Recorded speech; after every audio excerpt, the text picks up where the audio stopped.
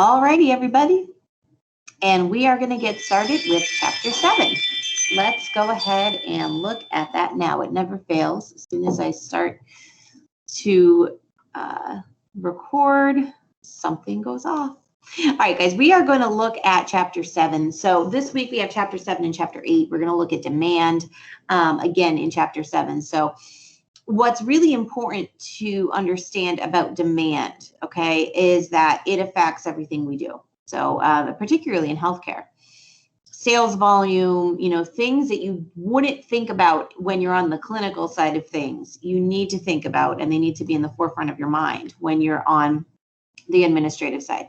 Now, when we're learning demand and things like that, it always looks a little bit scary because people think to themselves, oh my gosh, these are equations and it all looks Greek to me and it's, craziness. And I don't know if I'm ever going to be able to get this or understand this or do this.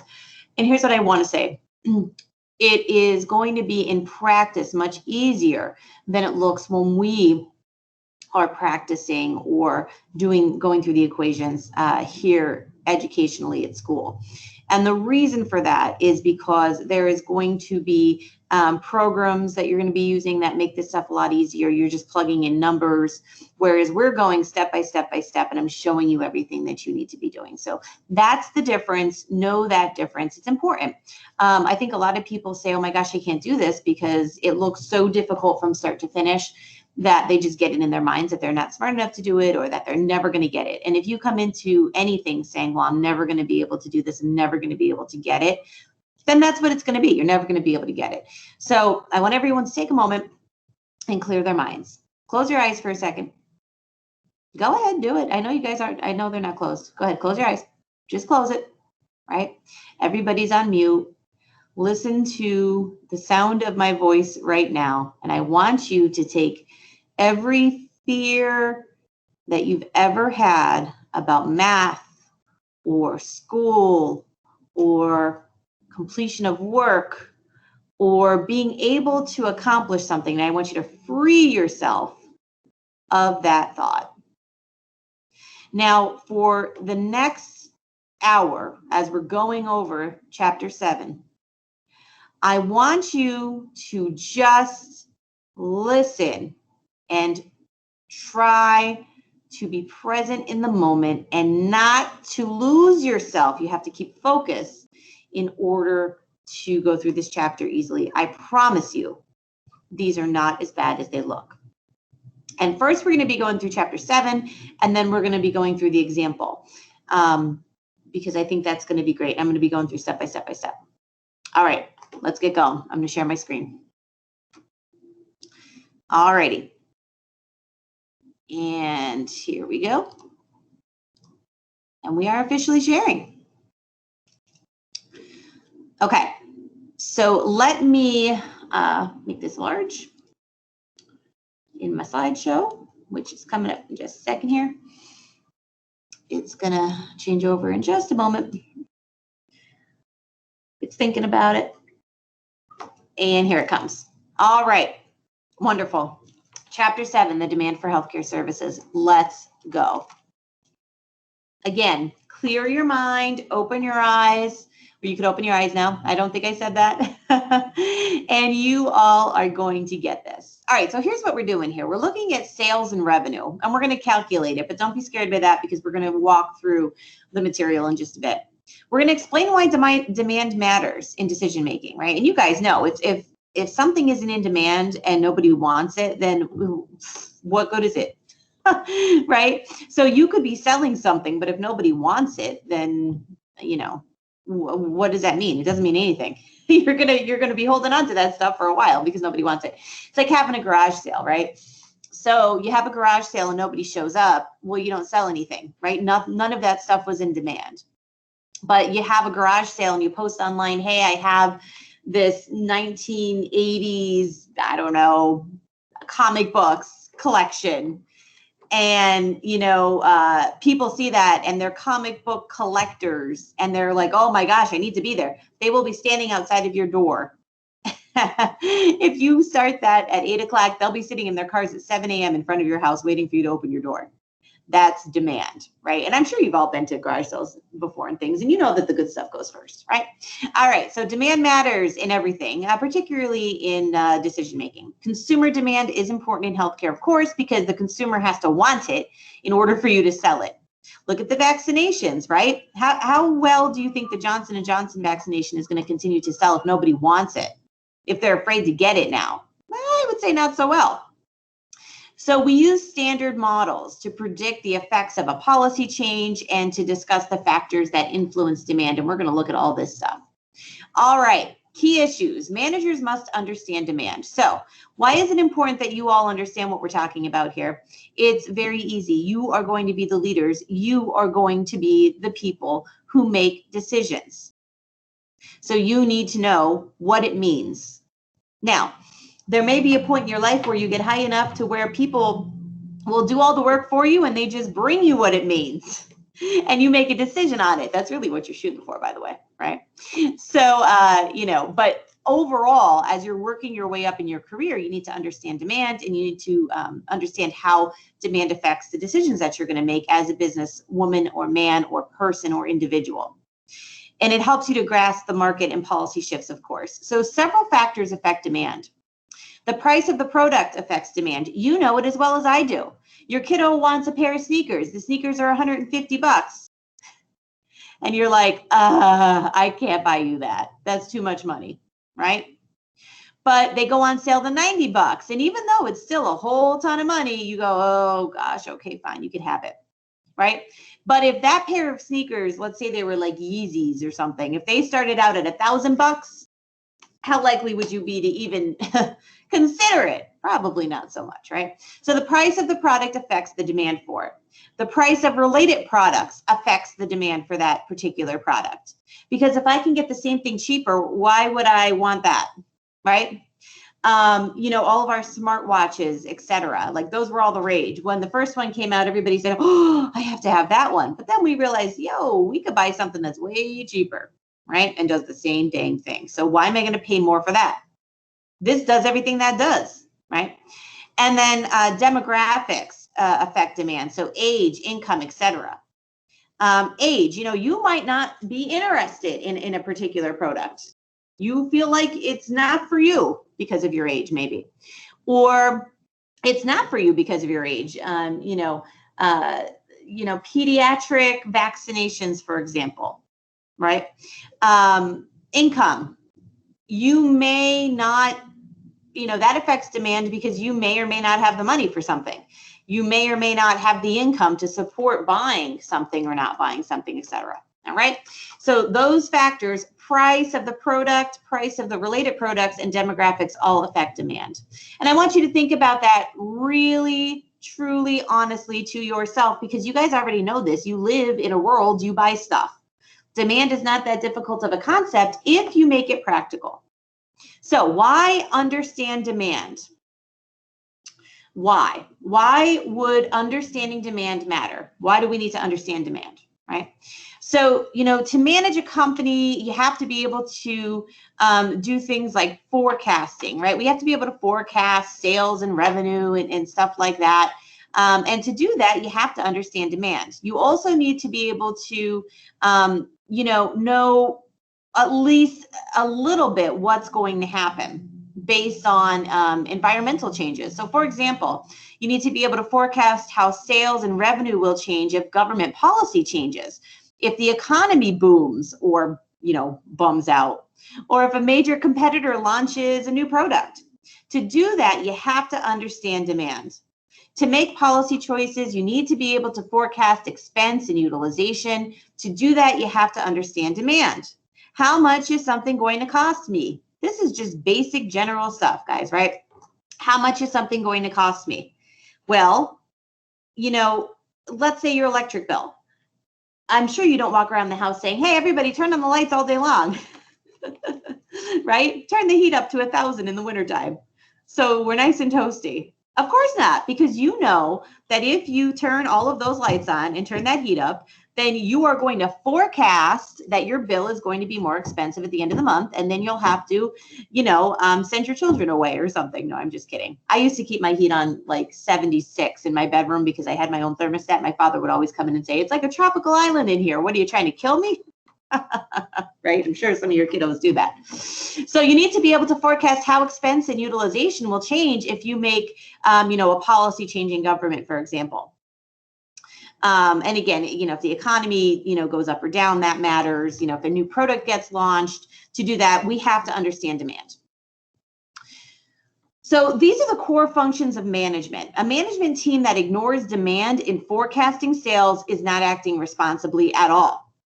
So making forecasts means that we have to figure out, like, how much do we think we're going to sell, right? How much revenue do we think we're going to make? Our pricing, right? These are all of our demand drives, our pricing. Where are we going to price our product at? How's the budgeting going to work?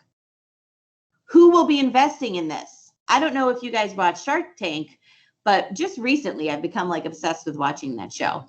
I guess it's because it's on all the time. I don't know. But Shark Tank is quite interesting because they take all of these concepts conceptually, they take it all and they say, what are your sales? What is your pricing? How much do you pay for the product and how much do you sell it for? This is all stuff we're talking about in this class. Isn't it just, it's just so neat to me that we get to do all this. All right, the effects of price. So you have a high deductible insurance. What is this and would you choose such a plan? So a high deductible health plan is called an HDHP, a high deductible health plan.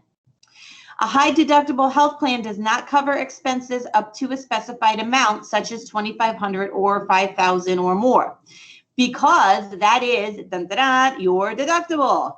So if you choose a high deductible health plan, your deductible is probably going to start around $2,500. We all know that you have to satisfy your deductible before your insurance kicks in. So if you have a high deductible health plan and it's $2,500, that's a lot of money for a lot of people. All right. So people are like, you know what? I'm not going to use that unless I really need it because it's a lot of money. So a high deductible health plan does not cover expenses up to a specified amount. It starts at $2,500. It goes up from there. It could be $5,000 or more. Good ones offer full coverage when expenses get too high, right? But are you going to get a good one? Is a good one offered to you? And it says, why would you choose such a plan? Well, people choose that because the premium or the monthly payment that they pay for that health insurance plan is lower than if they chose, for example, a preferred provider organization like a PPO plan or an HMO plan. So let's say that the premium was, and let me do this. Let me do this. So let's say that the premium was, let's see. I'm just going to do a little example down here. Let's say that the high deductible health plan, HDHP, has a $2,500 deductible, right? And then they have an 80-20 co-insurance up to a co-insurance max of, let's say, $100,000, right? That's a lot of money. That is not cheap, folks. That's a lot of money, right? $100,000 max. That is craziness. It happens too. You got to be careful. But their premium per month is only, let's say, their portion. Let's say they're on they're under an employer group. Let's say their portion is only, let's say it's $200 a paycheck. So per check, or $400 a month. And let's say they're single, right? So they're not really worried about it. Whereas the PPO, maybe you have a $500 deductible, right? You have no co-insurance, but the premium every check would be, $400 every check, or $800 a month. But if anything ever went wrong, you only have a $500 out-of-pocket premium, or out-of-pocket deductible, excuse me, right? And you have no co-insurance, right? So you're paying a little bit more per month, but don't forget that comes out pre-tax, right? but you won't get stuck with a big bill in the end. Whereas the high deductible health plan, whoa, Nelly, that's a lot of money. So if you're someone that doesn't plan on getting ill, then the high deductible health plan is like a just in case something bad happens type of a plan. But you can't really utilize it, if you don't want to pay any money out of pocket. So your physician recommends an x-ray. Imaging West is 2 miles away. There's a walk-in service available for $250. Imaging East is also 2 miles away, and there's a walk-in service there that's available for $100. Which do you choose and why? Right? Which do you choose and why? Well, it depends upon what your health insurance will cover and what it won't, and if you're paying for this out of pocket or not. So if you have to satisfy your deductible, right, then this would matter a whole bunch because you're paying money out of pocket.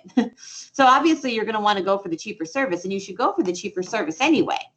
So why did having a high deductible matter? So with a high deductible health plan, you probably will pay the entire bill.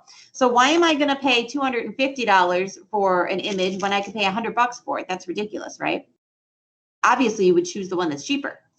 So with a high deductible health plan, again, you probably will pay the entire bill. If you don't know the prices, you wouldn't realize that you could have saved $100 by using this Imaging East, right? This is $100 savings. $100 is a lot of money to most people. It's a lot of money to me. This illustrates the core principle of demand. You sell more at a lower price, right? So if they're offering this service at $100, East is offering it at $100, and West is offering it at $250. I mean, obviously, it's cheaper to go with East. It's going to be the same X-ray, right? So why would you go with the more expensive one? Well, that's what demand says. You sell more product at a lower price, right? Easy to understand. Okay, so demand is one of those central ideas of economics. To buy supplies, to hire the adequate staff, to run an organization overall, you need to have a reasonable idea of what your sales will be, right? Much of the time, your sales for the next quarter will not be much different from your sales from the same time last year, unless a disaster happens, like, for example, COVID. A lot of businesses found that they were a lot different. Their sales were a lot different. But demand theory tells us that your sales will be different if you raised your price, if your competitor lowered their price, or if the customer's circumstances have changed, right? And think about it. With COVID, the customer's circumstances surely did change. They surely did change, right? So that caused a big issue. So it predicts that higher prices will reduce sales, right? When you raise the price of something, people are like, well, the heck with that.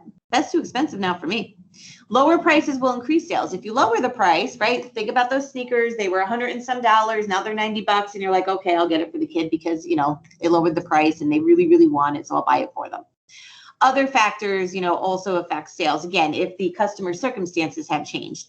If it's COVID and, you're talking about going out to a restaurant and the restaurant is shut down, circumstances have changed, nobody can go, there you go. And maybe people didn't want to pick up the food from the restaurant, for example. If they don't want to pick up the food from the restaurant, then that restaurant loses out. Same thing with getting your testing done. So if you're going to the hospital and let's say you're getting a preventative test done, maybe you're getting a mammogram. It was COVID and you're like, I'm not going anywhere near the hospital, right? Your circumstances have changed. You didn't want to go. You were afraid to go. It was there was a pandemic going on and you said, I'm not going. That would affect sales, of course.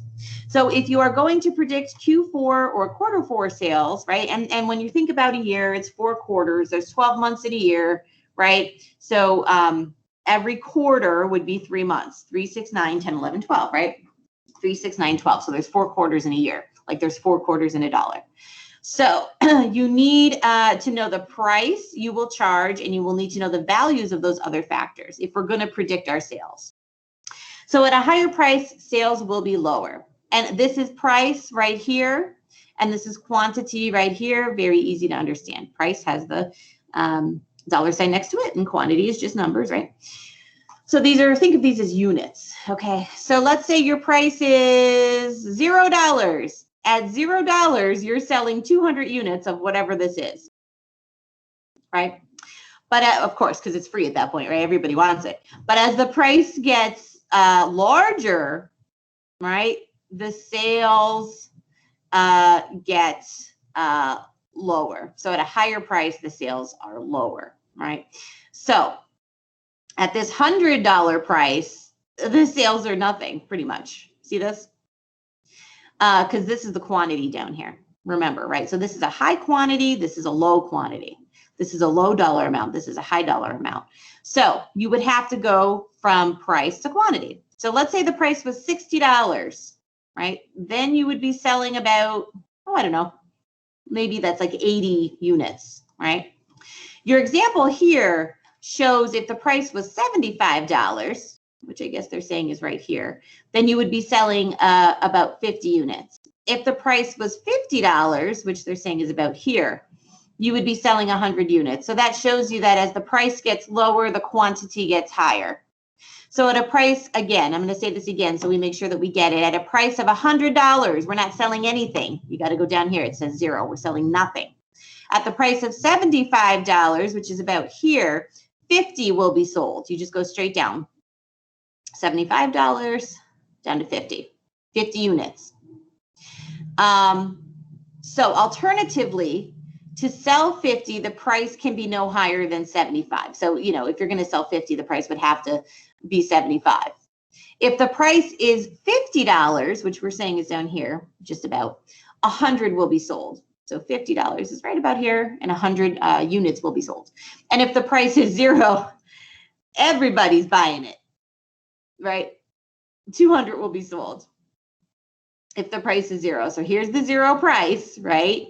And here's the quantity of 200. Everybody's buying it. Everybody's buying it. And this just shows you the higher the price, the lower the quantity. And as the price lowers, because this is the price right here, right? The quantity higher. Okay. How do sales increase at lower prices? More people buying, higher sales per person. How does this happen? So usually more people buy the product. Occasionally people buy more of the product. What did we see, you know, with the toilet paper, that ridiculous toilet paper thing that happened, right? So many people just went out and bought all the toilet paper. More people bought the product. But also more people bought more of the product. So that's how we ended up with none. And there was none left for other people. All right, opportunity costs. Now, I want you to remember what an opportunity cost is. An opportunity cost is the value of what one cannot do as a result of making a choice. So basically, you had a couple different things you could have chosen from, and you chose one of them. But you missed out on the benefits of the alternative because you chose something, right? So looking at this chart here, higher opportunity costs reduce sales. What does that mean, right? So in the last section, we talked about opportunity costs in a way of, you know, if you bought something, if you waited to buy something, right? So let's say you, or you used an alternative. So you could have bought those Nikes. I didn't think I named the sneakers, but let's say they were Nikes. So the Nikes were $100 and some, and you said, oh no. So instead of, let's pretend that instead of waiting for them to go on sale, you said to yourself, I'm just going to buy Adidas, right, for my kid, because my kiddo could survive with Adidas. That should be fine for them, right? Right? That's probably the worst mistake ever, because if they're not kiddo approved, they get mad at it, right? So the opportunity costs can be larger or smaller than the prices, depending. So if you bring those shoes home and the kid won't wear them because they're like, those are not the Nikes I wanted. Those are Adidas, Mom. I'm not doing it. Well, then there you go. What was the opportunity cost? You couldn't tell that the kid wasn't going to wear them.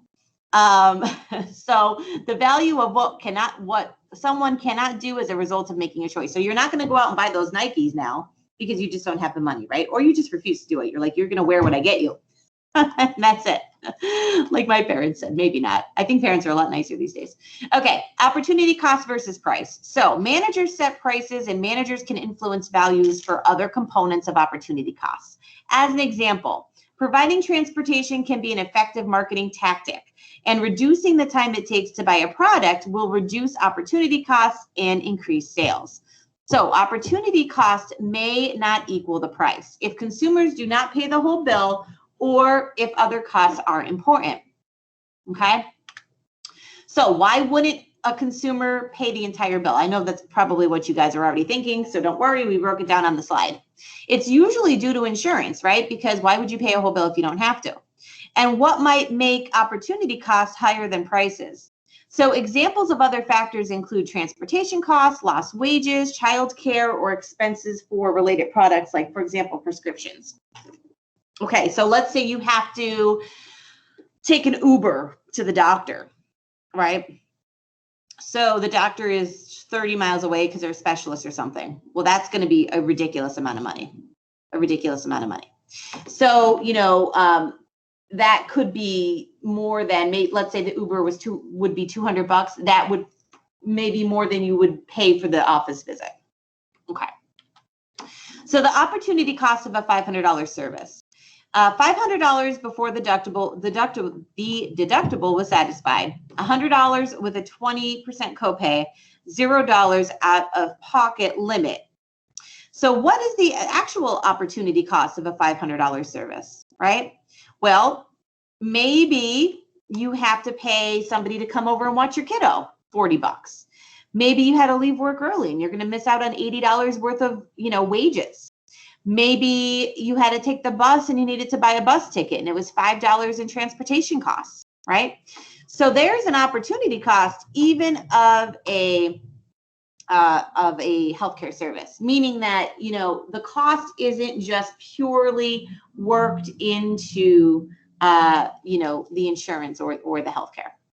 So even when the price that you charge does not change, different customers may face very different opportunity costs. Whereas, I have no children, so I wouldn't have to have anybody watch them. I would never have this opportunity cost, the child care opportunity cost, because I don't have children, right? So different people have different situations and different scenarios, right? So remember that. You may pay more just because you had to do more to get there with your own family, with your own situation. And that's what we're talking about when we're talking about opportunity costs. All right, out-of-pocket price, what a consumer directly pays. So this can be different from the list price, of course, and what the provider actually receives. So for example, you get a doctor that charges $1,000 for whatever, a service. The insurance contract sets the fee at $500. So this is when you get that EOB or that explanation of benefits. And it basically says the charge from the provider is $1,000. The allowable charge is $500. That just means that you are a part of a group plan, and that group plan contracted with that physician's office or hospital system or whatever it is in order to accept the $500 as the allowable amount that they could charge. Okay. But let's say that, the insurance contract sets the fee at $500, but also you have a co-insurance, right? So let's say that it's 20%. So the MD wants $1,000, the insurance company contracts with them for $500, right? And you pay 20% of that $500, you'd be paying $100 because $500, 20% of $500 is $100. Okay. Good. Perfect.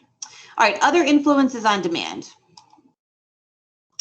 What other than price affects buying decisions? Well, income, of course, perceived health status, whether or not you think you're healthy or sick, perceived value of the product, prices of related products, and of course your preferences, right? They matter.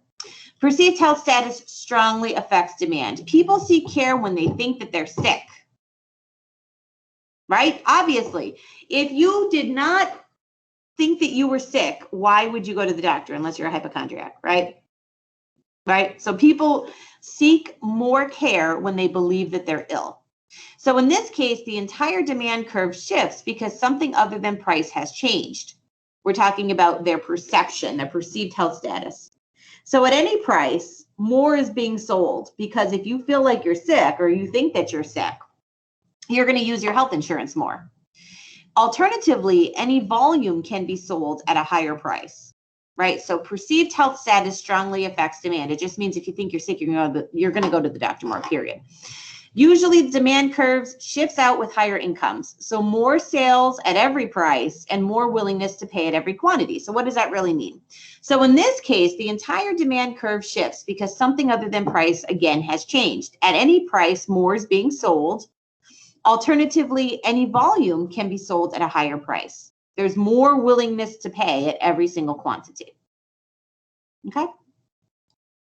Usually demand shifts out, and that's more of a period type of a thing. So when the price of a substitute rises, okay, so substitutes for an office visit include going to the emergency department, having a doctor come to see you, which is kind of like good luck with that. But let's see, telemedicine through a phone call or a Zoom meeting or whatever, an email, a visit to a retail clinic, a minute clinic, etc.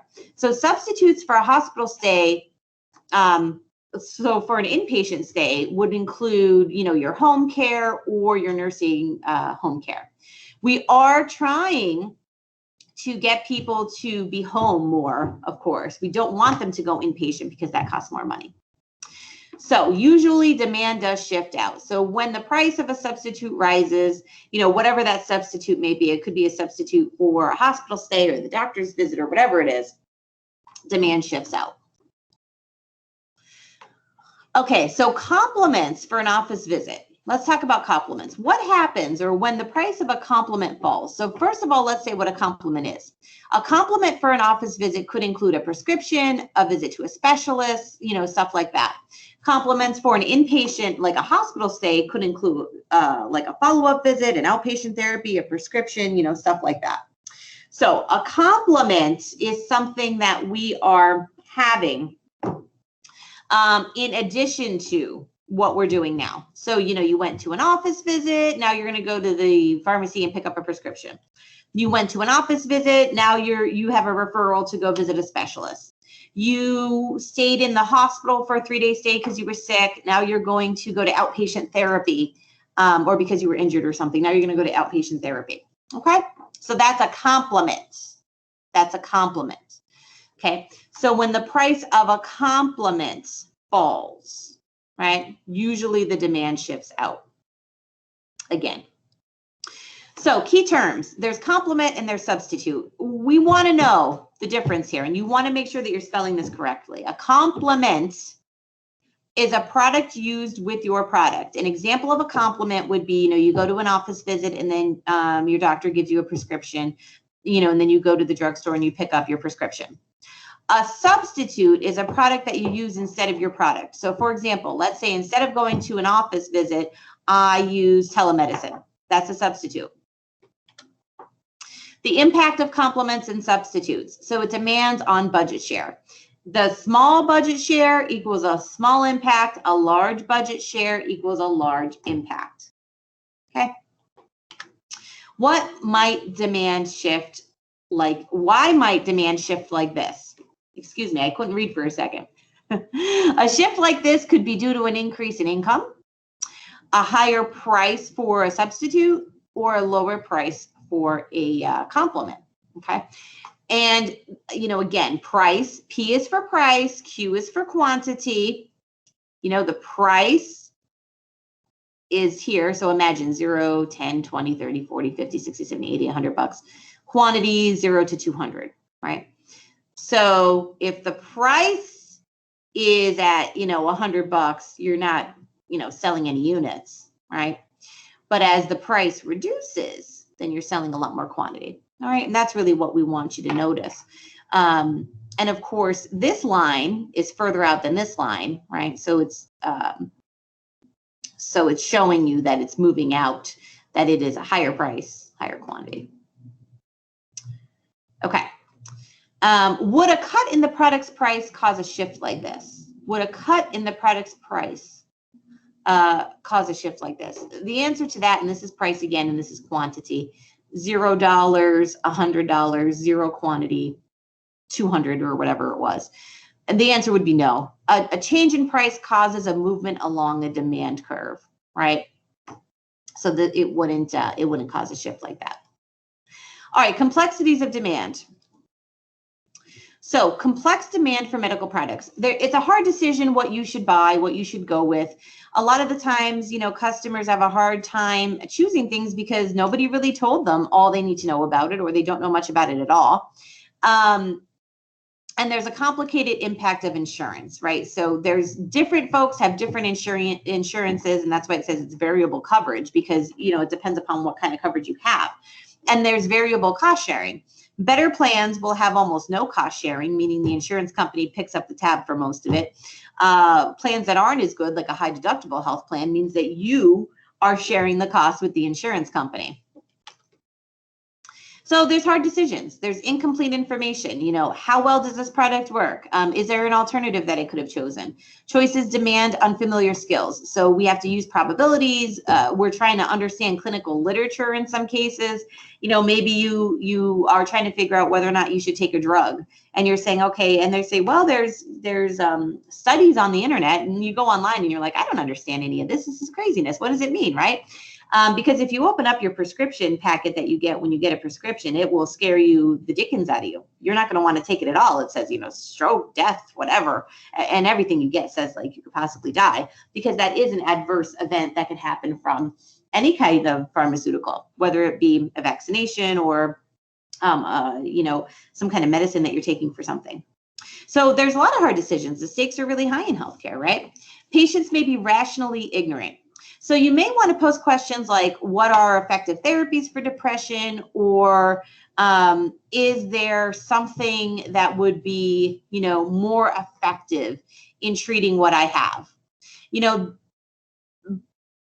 But they're really hard questions and harder answers to get even. So let's say that you are a young woman and you find out, just through a routine visit to your OBGYN, your yearly visit or whatever, that you have breast cancer. That condition would have been totally unexpected. No one in your family has breast cancer. Where did this come from? How did I get this? And in younger folks, we find that, they're totally caught off guard.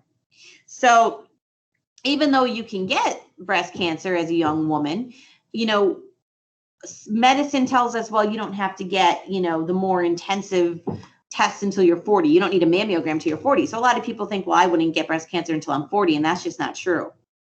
There are diseases that young adults can get. Most students with clinical backgrounds will not know, the answers or what they can get. So patients can be rationally ignorant. The condition is unexpected. The information is hard to get. They could be first-time buyers, and time may be short to decide, what they need. And providers may influence demand. So providers have expertise. Doctors have expertise. Consumers turn to them for advice. I have a grandmother who would have never, ever, ever went against what the doctor said, and the man almost killed her at least twice. So producers can influence demand also. So there's a lot we don't know. Recommendations may reflect their incentives, if they're going to make money off of it, or if they're, what they're going to get out of it. And the response of consumers will reflect, their beliefs about the provider's motives. So, if a doctor says to me, I think you should get a mammogram, and I say, well, why? And they say, well, you have some dense breast tissue or something like that. And I say, I think that they're just looking for more revenue, more money, right? I could actually say that, and that's just my belief, but it could be based upon the fact that the doctor, he or she, might have really thought I needed that, right? But my belief differed from that. It happens. 2 features make managed care necessary. And again, we talked about this in other chapters, but moral hazard is one of them. That's the effects of insurance, and agency, the effects of provider advice. And remember that there's always that moral hazard, who really utilizes, insurance? When do we utilize it? When do we look for it? A lot of people don't look for stuff like that until they're sick, right? Managed care tries to change incentives. So the consumer, low co-payments for high value products and high co-payments for low value products, right? We try to change incentives. So managed care firms do this, in different ways. So traditional HMOs, for example, pay doctors salaries and try to choose physicians who believe in low rates for hospital use. Some PPOs or preferred provider organizations focus almost exclusively on choosing physicians who are willing to give discounts. Increasingly, managed care plans pay bonuses for quality and exclude providers who do not meet their standards, which is a good thing because you really don't want, someone who's not going to meet a standard, right? So managed care firms do this, in very different ways, with very different, emphasis. Traditional HMOs, again, are paying those physicians salaries, but physicians don't really like that, so that's an issue. But managed care does try to change those incentives. Okay, our conclusions. Understanding demand is important. Forecasting, understanding policy and market shifts. Economics focuses attention on opportunity costs of care, opportunity costs of related products, and income and other demographics. And don't forget, an opportunity cost is something that you missed out on because you took an alternative. Or it's going to cost you more for something because, like, for example, you have childcare. So you have to pay a babysitter. Demand for medical care is complex. There's hard choices, there's insurance, all sorts of stuff that goes into it. Yet the law of demand usually holds. Higher prices do reduce sales. So if you overcharge for something, people aren't going to buy it. The standard effects shift demand. So higher incomes, higher prices for substitutes, and lower prices for complements. So a shift like this could be due to an increase. And we're talking about this shift, right? It's shifting outward there. It could be due to an increase in income, a higher price for a substitute, or a lower price for a complement. This is price, of course, and that is quantity again. Insurance coverage also tends to shift demand. Lower deductibles, lower copays. And you'll see that this line, right, is shifting up or outward there. See that? Okay. All right, and that is your chapter 7. We are going to go into our example in just a moment, but we are going to take I'm going to stop sharing this real quick. I'm going to turn my camera back on. And here's what I want to do. I think my camera will turn on there. There we go. We are going to take a break now because we went, for I think 40 minutes in a row there. We're going to take a 10-minute break. We're going to come back, and then we are going to go into our chapter 7 example. It's 7.13. I believe it's on page 122, if I'm not mistaken. I believe it's page 122, but I'll have to double check that. But that is where we're going to go next.